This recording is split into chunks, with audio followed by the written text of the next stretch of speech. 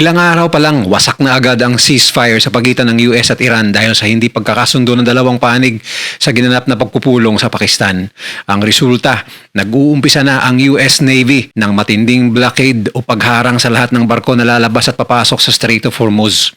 Ngunit ayon sa Iran, sa oras na pumasok ang US Navy malapit sa Hormuz, ituturing nila itong act of war at hindi sila mag-aatubiling gumamit ng puwersa laban sa US. Sa kabilang banda naman, nagbanta si Trump na sa oras na inatake ng Iran ang mga barko ng US Navy, matitikman ng Iran ang pagsabog na hindi pa nila naranasan sa unang yugto ng digmaan. Ano ang pakay ng US sa ginawang blockade? Ano ang mga hindi na pagkasunduan ng dalawang panig upang masira ang peace deal o ceasefire? At higit sa lahat, gaano kadelikado ang susunod na yugto kapag muling sumabog ang digmaan? Ibubuhos na ba ng US ang buong puwersa nito laban sa Iran at isasagawa na ang malaking ground operations na lalong magpapatindi sa bakbakan? Yan ang tatalakayin natin ngayon dito lang sa Mr. Goodbye! Sa gitna ng pag-asang baka humupa na ang tensyon sa gitnang silangan, isa na namang matinding pagliko ang nangyari. Ang ceasefire deal sa pagitan ng Iran at Estados Unidos ay hindi na umabot sa mas matibay na kasunduan. Sa halip na tumuloy sa mas mahabang kapayapaan, bumagsak ang usapan, nagkawatak-watak ang tiwala at ngayon, ang sitwasyon ay pumapasok sa panibagong yugto ng direktang pressure at banta ng mas malaking konfrontasyon. Nagharap ang dalawang panig sa Islamabad, Pakistan sa kauna-unahang mataas na antas na direktang usapan sa loob ng maraming taon. Umabot sa humigit kumulang 21 oras ang negosasyon pero sa dulo, walang lumabas na kasunduan. Ayon sa panig ng Amerika, ang pangunahing dahilan ng pagkabigo ay ang pagtanggi umano ng Iran na magbigay ng malinaw at matibay na pangako na tatalikuran nito ang landas tungo sa nuclear weapons. Para sa Washington, yun ang pinakabuod ng usapan. Walang tunay na kasunduan kung hindi isasara ng Iran ang pinto sa usaping nuclear. Pero iba naman ang kwento ng Iran. Para sa kanila, hindi lang simpleng usapin ng nuclear program ang problema. Ipinakita ng Iranian side ang mas malalim na ugat ng banggaan ay ang tiwala at kapangyarihan. Gusto ng Iran ng mas malawak na package, paglabas ng mga nakapirming assets ng US sa gitnang silangan, usapan tungkol sa kabayaran sa pinsalang dulot ng digmaan, at pagtrato sa Strait of Hormuz bilang bahagi ng mas malawak na negosasyon. Sa mata ng Iran, hindi pwedeng puro restriction ang hinihingi ng Amerika habang walang sapat na garantiya. Dito ngayon malinaw kung saan talaga sumabog ang hindi pagkakasundo sa meeting sa Pakistan. Ang US ay nagtulak para sa mas mahigpit na kondisyon, paghinto sa uranium enrichment o sa mas malawak na nuclear path ng Iran at pag-check ng malayang paglalayag sa Hormuz na hindi nakikialam ang Iran. Ang Iran naman ay ayaw umatras ng ganoon kalaki nang walang kapalit na konkretong benepisyo at mas malawak na political settlement. Sa madaling salita, ang gustong kunin ng Amerika ay strategic rollback ng Iran. Ang gustong makuha ng Iran ay strategic recognition at katiyakan na wala na ang banta ng Amerika. At dahil walang sino man ang gustong umatras sa pinakaimportanteng punto nila, bumagsak ang usapan. Pagkatapos mabigo ang negosasyon, mabilis ang sumunod na galaw ng Washington. Inanunsyo ng US Central Command o CENTCOM na sisimulan na ang blockade laban sa lahat ng maritime traffic na papasok at palabas ng Iranian ports sa Strait of Hormuz. Nilinaw ng CENTCOM na hindi ito isasara ang buong strait para sa lahat. Sa halip, ang target ay trapiko na konektado mismo sa mga daungan ng Iran. Ibig sabihin, kahit hindi ito full closure ng buong Strait of Hormuz, napakalaki pa rin ang tama nito sa Iran dahil mismo ang access, papasok at palabas ng sariling mga pantalan nito ay pinipisil ng US. At dito nagiging mas delikado ang lahat. Dahil para sa Iran, ang ganitong blockade ay hindi simpleng pressure lang. Maaari nila itong ituring na paglabag sa diwa ng ceasefire at isang direktang hakbang para sirain ang natitira pang leverage nila sa Hormuz. Para naman sa US, ito ang paraan para pigilan ng Iran na gamitin ang strait bilang pang-ipit sa mundo at pang-pressure sa negosasyon. Kaya habang tapos na ang usapan sa Pakistan, ang totoong laban ngayon ay tila lumilipat mula sa tono ng negosasyon papunta sa mas mainit na conflict sa dagat. Ngayon, nagsisimula na ang isa sa pinakakritikal na galaw ng Estados Unidos laban sa Iran, ang tinatawag na maritime blockade. Hindi ito simpleng presensya lang ng mga barkong pandigma. Ito ay isang sistematikong operasyon kung saan ang bawat barkong papasok at palabas ng mga pantalan ng Iran ay minomonitor, sinusuri at kung kinakailangan, hinaharang. Para maintindihan kung gaano ito kalaki, kailangan nating tingnan kung ano talaga ang ibig sabihin ng blockade. Sa military strategy, ang blockade ay isang paraan para putulin ang daloy ng ekonomiya at supply ng isang bansa nang hindi agad pumapasok sa full-scale ground war. Hindi ito direktang pagsasalakay, pero isa itong mabigat na pressure na kayang magdulot ng halos parehong epekto, lalo na kung ang target ay isang bansang heavily dependent sa maritime trade tulad ng Iran.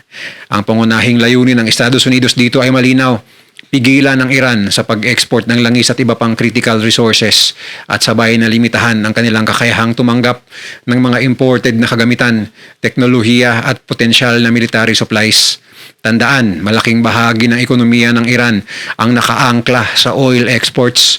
Kapag naputol o nabawasan ang daloy nito, hindi lang gobyerno ang tatamaan, pati buong ekonomiya at internal stability ng bansa. Pero hindi lang ekonomiya ang target dito, may mas malalim pang layer ang estratehiyang ito.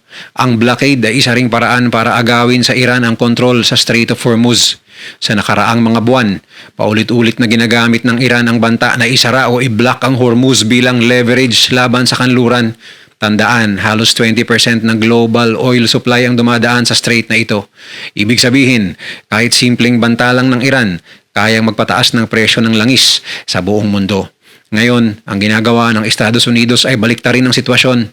Sa halip na Iran ang may hawak ng choke point, ang US ang kumokontrol sa galaw ng maritime traffic na konektado sa Iran. Hindi nila isinara ang buong Hormuz dahil magiging global crisis yun, pero pinipili nilang targetin ang mismong lifeline ng Iran, ang mga barko na papunta at paalis sa mga pantalan ng Iran. Ito ang tinatawag na selective blockade strategy. Hindi hinaharangan ng US ang buong highway, pero isinara nila ang daloy ng trapiko papasok at palabas ng isang specific na lugar, at sa kasong ito ay ang Iran. At dahil dito, napipilitan ng Iran na mag-isip ng dalawang bagay sabay-sabay. Una, paano nila ipagpapatuloy ang kanilang economic activity kung kontrolado ng kalaban ng kanilang maritime access? At pangalawa, paano nila gagamitin ang Hormuz bilang leverage kung mismong galaw nila ay nakamonitor at posibleng harangin anumang oras? Ngayon, mahalagang tanong, epektibo ba ito? Sa short term, oo. Dahil kahit hindi total blockade ang gagawin ng US, ang psychological at operational impact nito ay malaki agad. Ang mga shipping company ay nagiging maingat, ang ibang bansa ay nag-aalangang makipag-trade sa Iran, at ang mismong logistics chain ng Iran ay magkakaroon ng disruption. Pero sa long term, hindi ito ganoon kasimple. Dahil ang Iran ay hindi baguhan sa ganitong pressure. Ilang dekada na silang nakakaranas ng sanctions, covert operations at economic isolation. Kaya malaki ang posibilidad na mayroon na silang contingency plans, smuggling routes at alternative trade partners, at ganun din ang paggamit ng proxy network sa rehiyon. At dito pumapasok ang mas delikadong bahagi ng sitwasyon. Dahil ang blockade na ito ay hindi lang economic move, ito ay strategic signal, isang mensahe mula sa Estados Unidos na handa silang itaas ang pressure kahit wala pang direktang putukan. Pero para sa Iran, maaari itong makita bilang isang hostile act, isang hakbang na maaaring ituring na halos katumbas ng aggression. At kapag ganito na ang pananaw ng magkabilang panig, mas nagiging manipis ang linya sa pagitan ng pressure at provocation. Ngayon, linawin natin ang pinakakritikal na realidad sa sitwasyon na ito. Oo, malaking bahagi ng conventional navy ng Iran ay halos nawasak na. Maraming barko ang lumubog at hindi na nila kayang makipagsabayan sa isang direct naval battle laban sa US Navy. Pero dito nagiging mas delikado ang lahat dahil kahit wala na silang malaking fleet, hindi ibig sabihin na wala na silang kakayahang umatake sa US Naval Forces. Sa katunayan, ang natitira sa Iran ngayon ay mas bagay para sa isang klase ng digmaan na mas unpredictable, asymmetric warfare. Unang paraan, sea mines ang pinakatahimik pero pinakaepektibong sandata. May kakayahan pa rin ng Iran na mag-deploy ng libo-libong naval mines at kahit ilang piraso lang ang mailagay sa tamang lugar, sapat na yon para guluhin ang buong operasyon ng US Navy. Hindi nila kailangang palubugin ng isang aircraft carrier, kailangan lang nilang magdulot ng takot. Isipin mo ito, ang US Navy ay papasok sa Strait of Hormuz para ipatupad ang blockade at protektahan ang shipping lanes. Pero kung may posibilidad na may mina sa ilalim ng dagat, kahit hindi sigurado kung nasaan, papipilitan silang bumagal, mag-scan at i-clear muna ang bawat ruta. At habang ginagawa nila yon, nagiging vulnerable sila. Ito ang strategy, hindi direct attack, kundi delay, disruption at exposure. Pangalawang paraan, missile strikes mula sa lupa. Kahit na nabawasan na ang missile arsenal ng Iran, hindi ito tuluyang nawala. May natitira pa rin silang anti-ship missiles at cruise missiles na kayang pakawalan mula sa kanilang coastline o mula sa mga nakatagong launch sites. At tandaan, ang Strait of Hormuz ay napakakipot. Ibig sabihin, ang US warships ay kailangan dumaan sa predictable na ruta at kapag predictable ang galaw, mas madali itong targetin. Hindi kailangan ng Iran ng maraming missiles, isang tama sa isang destroyer, isang successful hit at sapat na yon para baguhin ang buong operasyon ng US naval blockade. Pangatlong paraan, drone swarms. Ito ang isa sa pinakamoderno at pinakaepektibong taktika na ginagamit ng Iran. Hindi na nila kailangan gumamit ng malalaking barko. Sa halip, gumagamit sila ng one-way attack drones na pwedeng ipadala ng sabay-sabay sa isang target. At dito nagiging komplikado para sa US dahil kahit malakas ang kanilang defense systems, kapag sabay-sabay ang atake mula sa iba't ibang direksyon, may tsansa na may makakalusot. At sa modernong warfare, hindi kailangan ng isang bansang manalo sa bawat laban. Kailangan lang nilang makalusot ng isa. Pang-apat, fast attack boats. Kahit nawasak ang malaking navy ng Iran, marami pa ring maliliit at mabibilis na bangka ang nananatiling operational. Ang mga ito ay kayang magdala ng rockets, explosives o kahit mina. At dahil maliliit sila, mabilis at mahirap i-detect, kaya nilang lumapit sa mas malalaking barko ng US at magsagawa ng tinatawag na swarm attack. Hindi ito traditional battle. Ito ay parang maraming maliliit na target na sabay-sabay mong kailangang bantayan. At kahit isa lang ang makakalapit, may posibilidad ng malaking damage. At panghuli, layered attack strategy. Ito ang pinakadelikado. Hindi gagamit ng iisang taktika ang Iran. Posibleng pagsasabay-sabay nila. Mina sa ilalim ng dagat, missiles mula sa lupa, drones sa himpapawid, at fast attack boats sa ibabaw ng dagat. At kapag nangyari yun, hindi lang isang threat ang haharapin ng US Navy, kundi maraming banta, sabay-sabay sa isang makitid na choke point. At dito nagiging malinaw ang totoong risk. Hindi kayang talunin ng Iran ang US sa traditional na gera, pero kaya nilang gawing sobrang mahal, delikado at sobrang komplikado ang bawat galaw ng US Navy fleet. At sa ganitong klaseng digmaan, minsan, hindi nila kailangang manalo, kailangan lang nilang gawing imposible ang panalo ng kalaban. Ngayon, ito ang pinakadelikadong yugto ng sitwasyon dahil kung mangyayari ang isang successful attack laban sa US Navy, kahit isang barko lang ang tatamaan, posibleng ito na ang punto kung saan hindi napipiliin ng Estados Unidos na magpigil, lalo na sa ilalim ng kasalukuyang tono ng pamumuno sa Washington. Kung pagbabasihan ng mga naging pahayag ni Donald Trump, malinaw ang direksyon, hindi na ito panahon ng restraint. Paulit-ulit niyang binigyang diin na anumang atake laban sa US forces ay haharap sa overwhelming response. At kapag sinabi nilang overwhelming, hindi ito limited strike.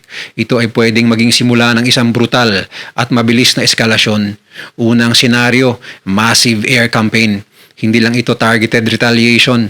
Ito ay magiging full-scale air dominance operation kung saan ibubuhos ng US ang kanilang buong lakas sa himpapawid ng sunod-sunod at tatamaan hindi lang natitirang military infrastructure ng Iran kundi lahat ng pasilidad na nagpapatakbo ng buhay, ekonomiya at mga mamamayan ng buong Iran tulad ng mga power grid at oil facilities. Ang objective nito ay simple, gawing imposible para sa Iran ang pumalag pang muli. At kapag nangyari ito, hindi na lamang dagat ang magiging battlefield, kundi buong Iranian territory. Ikalawang senaryo, regional war escalation. Kapag umatake ang US ng ganito kalaki, hindi lang Iran ang gagalaw. Maaaring pumasok ang mga proxy group sa Iraq, Syria at Lebanon. Maaaring umatake sila hindi lang sa US bases sa Gulf region o sa shipping lanes, kundi pati sa mga karatig bansa sa gitnang silangan na mapipilitan na rin gumamit ng puwersa militar tulad ng Saudi at UAE na handa ng gumamit ng puwersa laban sa Iran.